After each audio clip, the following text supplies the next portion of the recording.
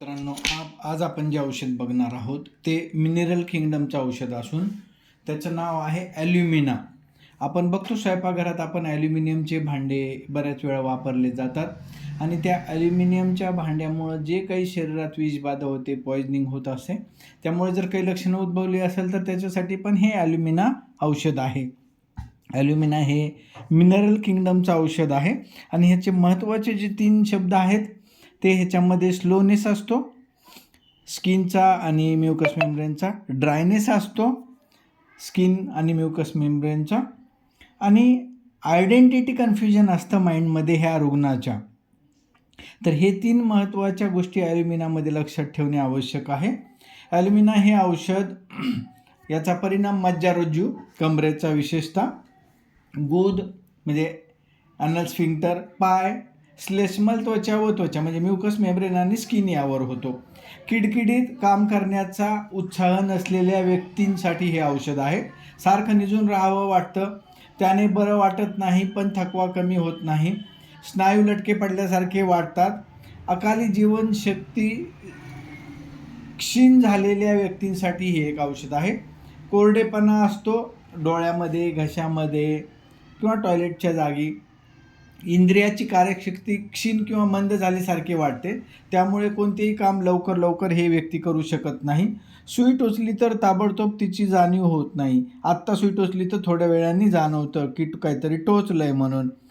ह्या औषधामधील स्त्राव थोडे असतात, दाट असतात व करवडणारे असतात, म्हणजे थिक असते आणि ॲक्रिड डिस्चार्जेस असतात पण स्कॅन्टी असतात. कंप येणे, आचके येणे, आचके येताना डोळ्यातून पाणी येते किंवा हसू येते, हसणे आणि डोळ्यातून पाणी येणे आलटून पालटून होत असते, थकवा खूप येतो, थोडंसं चालण्यानं, थोडं बोलल्याने थकवा येतो, टणकपणा असतो. क्रॉनिक डिसिजेससाठी हे एक महत्त्वाचं औषध आहे जीर्णविकारामध्ये. कृत्रिम अन्नावर वाढलेली किंवा मोठी पोट झालेली मुले किंवा नाजूक मुले, म्हणजे बऱ्याच वेळा आईला दूध येत नाही, त्यामुळे मग बाहेरून काही पाण्यात कालवून द्यायचे पावडर दिली जाते जी की दुधाला पर्याय नसते. पण अशा प्रकारच्या आईला दूध न आल्यामुळं जे पावडर दिलेलं असतं लहानतान्या मुलांना, त्यामुळं उद्भवणारे विकार ह्या औषधाच्या कक्षेत येतात. राग, आशाभंग असतो त्यामुळे आजार होतात. ह्या व्यक्तीला डोळे मिटून चालता येत नाही, निरनिराळ्या ठिकाणी दुखते, भावना किंवा वेदना खालून वर जातात. शिपियामध्ये पण असं लक्षण आहे की वेदना खालून वर जातात, पण शिपियाचं व्यक्तिमत्व वेगळं आहे. बोलल्यानंतर किंवा पाळी येऊन गेल्यानंतर थकवा वाटतो. वयात येण्याच्या काळात क्रश झालेल्यामुळे, म्हणजे जेव्हा मिनारकी येते आणि त्यावेळेस अचानक चांगली प्रकृती असलेल्या मुली जेव्हा किडकिडीत होतात किंवा लीनथीन होतात, अशा मुलींसाठी हे औषध आहे. रोग्याला काही दिवस चांगले बरे वाटते, काही कारण नसताना पुन्हा प्रकृती बिघडते. मानसिक लक्षणामध्ये शरीर किंवा त्याचे काही भाग मोठे बधीर झाल्यासारखे वाटतात, उतावीळपणा व अधीरपणा खूप असतो, पण कार्य करण्यात मंदता असते, त्यामुळे बोलण्यात लिहिण्यात असंख्य चुका होतात, मनाचा गोंधळ उडतो, बोलणे पाहणे या गोष्टी आपण स्वतः करीत नसून दुसरं कोणतरी करीत आहे असं वाटतं, जागे झाल्यावर रुग्ण उदास असतो, घाबरटपणा असतो, विशेषतः टोकदार वस्तूकडं जर बघितलं तर ह्या व्यक्तीला खूप भीती वाटते, रक्त बघितलं तरी ह्या व्यक्तींना भीती वाटते, स्वतःच्या हातून काहीतरी वाईट घटना घडेल असं टोकदार वस्तू बघून वाटते, विसरबोळापणा असतो, वेळ फार सावकाश चाललो आहे असं वाटतं, वस्तू खऱ्या भासत नाहीत, चिडखोरपणा असतो, सारखं कुरकुर करत असतात, मनोवृत्तीत अदलाबदल होते, प्रत्येक गोष्टीत तुच्छता दर्शवितात. हे लोक आजके येऊन गेल्यानंतर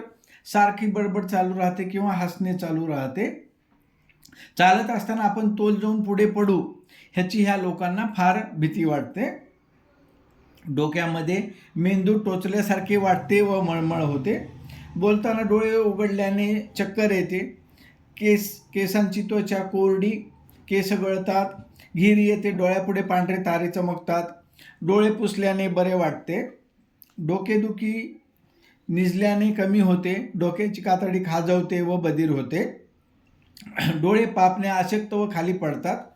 तिरळेपणा विशेषतः दात येताना असतो.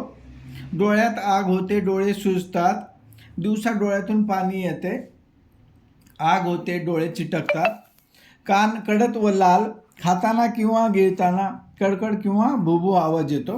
म्हणजे टेम्पोरोमॅन्डिब्युलर जॉईंटमध्ये कडकड आवाज येत असतो खात असताना.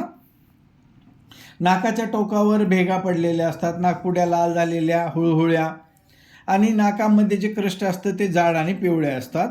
चेहरा सुरकुतलेला म्हाताऱ्या माणसासारखा दिसतो. अंड्याचा बलक चेहऱ्यावर वाळला आहे असं वाटतं, किंवा पोळीष्टके चिकटलेली आहेत असं वाटतं. त्यामुळे हा व्यक्ती सारखं चेहरा पुसत असतो, चेहऱ्याला हात लावत असतो. खालचा जबडा कापतो. जबडा उघडताना चावताना सांध्यात ताणल्यासारखे वाटते. म्हणजे टेम्पोरोमॅन्डिब्युलर जॉईंटमध्ये तोंड उघडताना ताणल्यासारखं वाटतं. चेहऱ्यावर पुटकुळ्या किंवा गळवे येतात. तोंडामध्ये दात लांब झाले आहे असे वाटते. वेदना इतर भागात पसरतात व कुबट घाण वास येतो. लाळ वाढून सुद्धा तोंड कोरडे पडले आहे असे वाटते. घशामध्ये पडजीप मोठी होऊन लोंबते.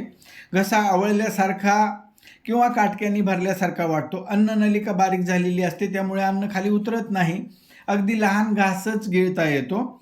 घशातून जठरापर्यंत आवळल्यासारखे वाटते. पोट मोठे असलेली मुले, गुदापासून गोड्यापर्यंत वेदना असतात. रेक्टमच्या स्नायूची शक्ती मंद झाल्यामुळे अगदी शौच मऊ असताना सुद्धा खूप कणावं लागतं. त्यावेळेस टॉयलेटमध्ये टणक खडे होतात किंवा लाल रक्ताच्या गाठी पडतात. रक्ताच्या गाठी पडत असताना कापल्यासारख्या वेदना त्या ठिकाणी होतात. कॉन्स्टिपेशन असते, विशेषतः तान्ह्या मुलांमध्ये. शौचास होण्याच्या अगोदर बऱ्याच वेळा पोटात मुरडा येतो आणि नंतर बऱ्याच वेळा कणून कुंथून शौचास होते. उभं राहून शौच केल्यानंतर सहज होते. जठरामध्ये काहीतरी कदान्न खावेसे वाटते. विशेषतः खडू, कोळसे, चिंध्या, कॉफीचा गाळ किंवा कोरडे पदार्थ या व्यक्तीला आवडतात. ओलसर, कालवण ह्या व्यक्तीला आवडत नाही. बटाटे सोसत नाहीत. जेवल्यानंतर पोटाच्या वेदना 3 तास राहतात. या रुग्णामध्ये बटाट्याचा तिटकारा असतो. बटाटा किंवा बटाट्याची भाजी यांना खायला आवडत नाही. तसेच मांसाचा पण तिटकारा असतो. मूत्रेंद्रियामध्ये मूत्राशयाच्या स्नायूची शक्ती मंद झाल्यामुळे, म्हणजे ब्लॅडरचा टोन कमी झाल्यामुळे लघवी करताना किंवा शौचाच्या वेळी कुंथावे लागते. कुंतल्याशिवाय लघवी होत नाही. लघवीची धार मंद आणि लघवी हळूहळू होते.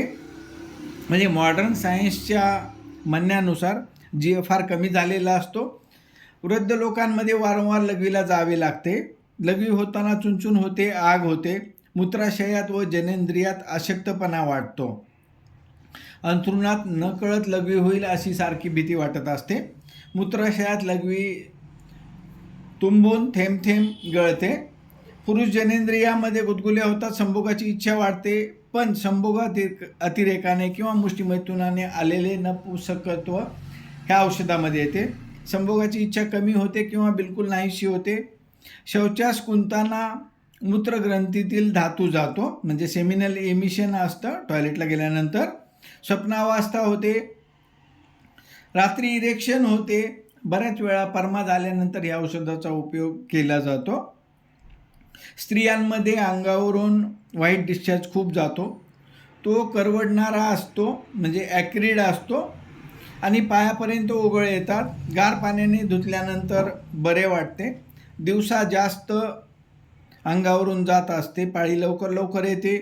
एखाद दिवशी अंगावरून जाते त्यावेळेस गर्भाशयाखाली ओढल्यासारखं वेदना होतात.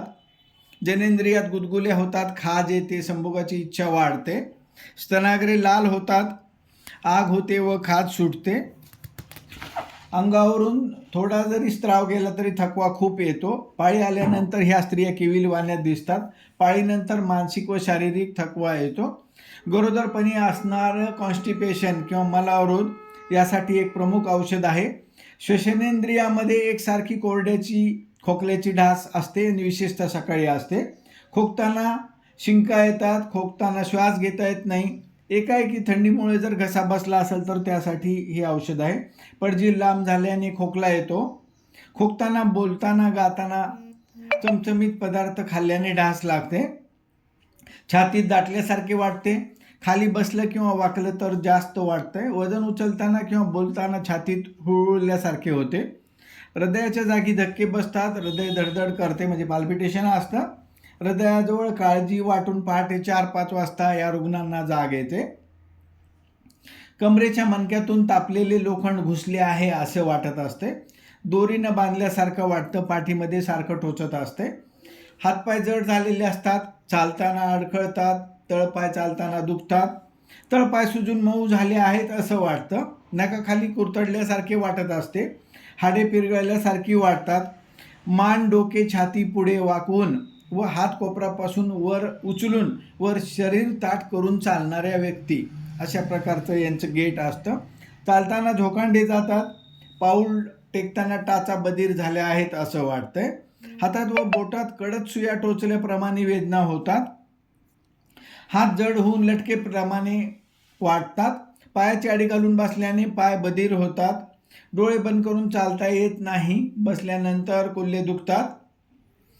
तापीमध्ये मोकळ्या हवेत गेलं तर थंडी वाजते. अंग तापून खाज सुटते.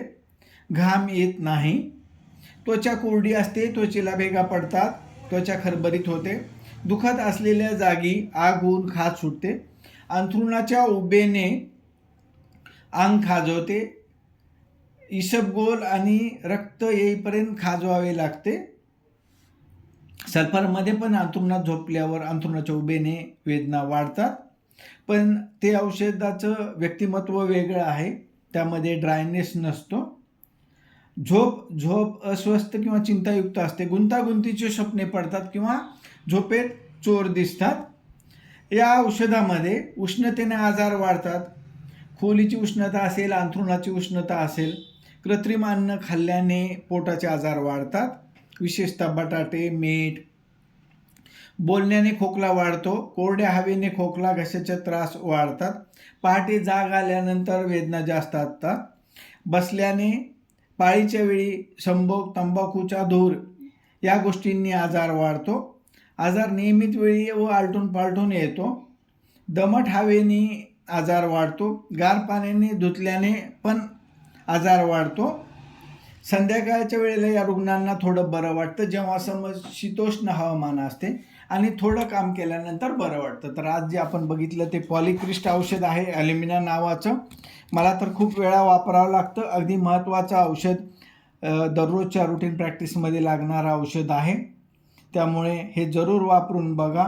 पुढल्यास आपण दुसरं औषध घेणार आहोत. धन्यवाद.